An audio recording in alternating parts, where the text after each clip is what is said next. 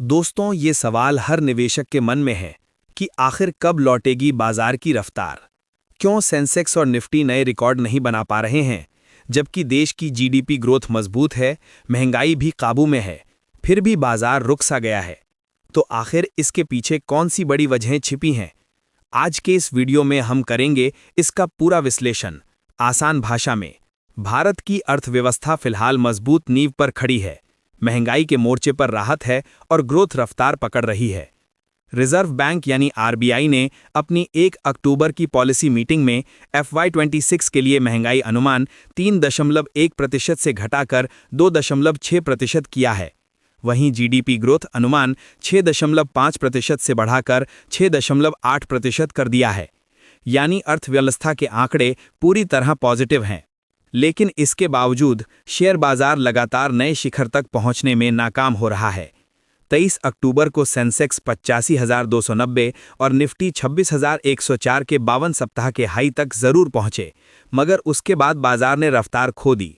लाभ वसूली और ग्लोबल अस्थिरता के कारण दोनों इंडेक्स लगातार दूसरे सप्ताह गिरावट के रुझान में हैं। मार्केट फिलहाल पॉजिटिव और नेगेटिव फैक्टर्स के बीच झूल रहा है।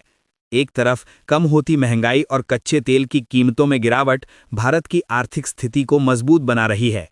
वहीं दूसरी तरफ वैश्विक अस्थिरता, अमेरिका के नए टैरिफ और विदेशी निवेश में कमी मार्केट के भरोसे को हिला रहे हैं।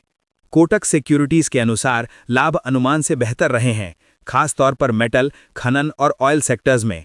लेकिन विदेशी निवेशकों की लगातार बिकवाली ने मार्केट को स्थिर बढ़त नहीं बनाने दी। डेलॉयट की रिपोर्ट के मुताबिक भारत की जीडीपी ग्रोथ इस वित्त वर्ष 6.7 से 6.9% के बीच रह सकती है, यानी विकास दर बनी रहेगी और महंगाई भी नियंत्रण में रहेगी। पर सवाल ये है, फिर भी मार्केट क्यों ठहरा हुआ है? मुख्य वजह है एआई आधारित कंपनियों की कमी और विदेशी पूंजी का लगातार बहिर्वाह। जुलाई से अब तक फॉरेन इंस्टीट्यूशनल इन्वेस्टर्स लगभग 1,40,000 करोड़ के भारतीय शेयर बेच चुके हैं। इससे बाजार की लिक्विडिटी घटी और नई ऊंचाई की राह रुक गई। आईसीआईसीआई सिक्योरिटीज के पंकज पांडे कहते हैं कि यह एक सेक्टोरल रोटेशन का दौर है। पहले जो तेजी बैंक, ऑटो और आईटी सेक्टर में थी, अब वह अन्य क्षेत्रों में शिफ्ट हो रही है। साथ ही भारत अमेरिका ट्रेड डील को लेकर अनिश्चितता और बिहार चुनाव जैसे राजनीतिक कारक भी निवेशकों में सतर्कता बढ़ा रहे हैं। मोतीलाल ओसवाल फाइनेंशियल सर्विसेज के नंदीश शाह का मानना है कि भारतीय बाजार अभी भी मजबूत स्थिति में है। डिविडेंड और स्ट्रक्चरल ग्रोथ आने वाले महीनों में मार्केट को फिर से रफ्तार दे सकती है। यानी अभी थोड़ी मंदी है, पर लंबी अवधि के निवेशकों के लिए यह एक अवसर हो सकता है, अच्छे स्टॉक्स को सस्ते दाम पर जोड़ने का मौका।